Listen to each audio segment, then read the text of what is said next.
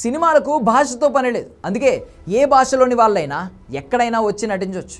మనకు తెలియని భాషల్లో నటించిన వాళ్ళను కూడా మనం అభిమానిస్తూ ఉంటాం. అలాగే పాకిస్తాన్ నటులకు కూడా ఇండియన్ సినిమాల్లో ఆఫర్స్ ఇచ్చారు దర్శక నిర్మాతలు. అయితే ఇప్పటి వరకు అయిందేదో అయిపోయింది, కానీ ఇకపై అలాంటి పరిస్థితులు ఉండేలా కనిపించడం లేదు. ఇప్పటి నుండి భారతీయ సినిమాల్లో పాకిస్తానీ నటులు కనిపించడం దాదాపు కనుమరుగైపోయినట్లే. వాళ్ళను సినిమాల్లో తీసుకోవడం అంటే సినిమాను చేజేతులా చంపేసుకోవడమే. తాజాగా జరిగిన పహల్గామ్ ఉగ్రదాడుల నేపథ్యంలో పాకిస్తాన్ అంటేనే మండిపడుతున్నారు మన ప్రజలు. ఇలాంటి సమయంలో మన సినిమాల్లో పాక్ నటులు కనిపిస్తే పోస్టర్లు చించేస్తారు. ఇప్పటికే రెండు దేశాల మధ్య ఎన్నో వివాదాలు, విద్వేషాలు, నిషేధాలు ఉన్నాయి. ఇలాంటి సమయంలోనూ కొందరు దర్శకులు తమ సినిమాల్లో పాకిస్తాన్ నటులను తీసుకున్నారు.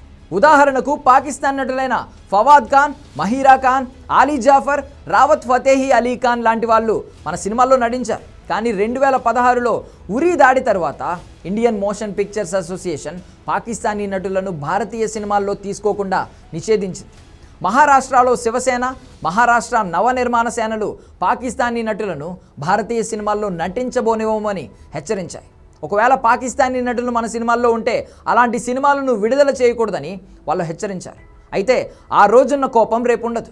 అందుకే 2016 ఉరీ అటాక్స్ తర్వాత మళ్ళీ కొన్నాళ్లకు పాకిస్తానీ నటులు మన ఇండియన్ సినిమాల్లో నటించడం మొదలుపెట్టారు. అయితే ఇంతకు ముందులా వరుసగా కాదు, కానీ అరుదుగా మాత్రం అక్కడి వాళ్ళను తీసుకొచ్చి ఇక్కడ నటింపజేస్తున్నారు. అప్పట్లో షారుఖ్ ఖాన్ తన రాయిస్ సినిమా కోసం పాకిస్తానీ నటి మహీరా ఖాన్ను తీసుకొచ్చాడు. అలాగే ఫవాద్ ఖాన్ తాజాగా అబీర్ గులాల్ అనే సినిమా చేస్తున్నాడు. ఈ సినిమా ఏప్రిల్లోనూ విడుదల కావాల్సి ఉంది. అయితే ఈ సినిమాను ఇండియాలో విడుదల చేయబోమని ప్రకటించారు మేకర్స్. అలాగే ఇకపై పాక్ నటులను ఇండియన్ సినిమాల్లో తీసుకోవాలంటే 1కి 10 సార్లు ఆలోచించుకునేలా వార్నింగ్ ఇస్తున్నారు ప్రజలు. 140 కోట్లున్న ఈ దేశంలో మీ సినిమాల్లో నటించడానికి నటులే దొరకట్లేదా? పాకిస్తాన్ వెళ్ళి మరి అక్కడి వాళ్ళను తీసుకురావాలా అని ప్రశ్నిస్తున్నారు. మొత్తానికి పాకిస్తాన్ నటులపై ఇండియన్ సినిమాల్లో నిషేధం అయితే గట్టిగానే జరుగుతోంది.